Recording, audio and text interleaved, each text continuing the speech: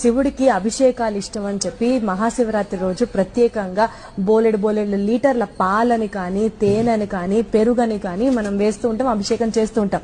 అదే బోలెడు లేని వాడికి ఇస్తే ఖచ్చితంగా వాడు కడుపు నిండా తింటాడు అని కూడా అనుకుంటాం.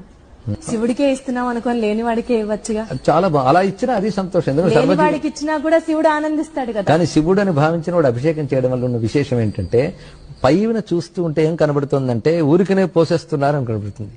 దీనికి అందమైన సమాధానం చెప్పాలంటే ఒక చక్కటి వాక్యం ఉంది శాస్త్రంలో.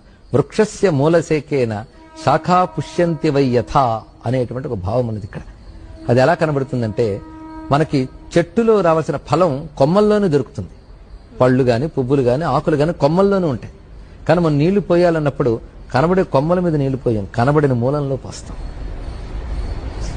అప్పుడు ఎవడైనా మనం చూసాడు అనుకోండి, అసలు చెట్టుకి ఎలా నీళ్లు అందుతున్నాయో తెలియని మూర్ఖుడు ఒకడు వచ్చి, అరే మనకు పళ్ళు అవి పైన వస్తుంటే పైన నీళ్లు పోయాలి గాని కనబడిన నేల మీద నీళ్లు పోస్తున్నావేమిట్రా అంటాడు. వాడెంత మూర్ఖుడో, శివుడికి అభిషేకం చేసి వృధా చేస్తున్నారనేవాడు కూడా అంతే మూర్ఖుడు.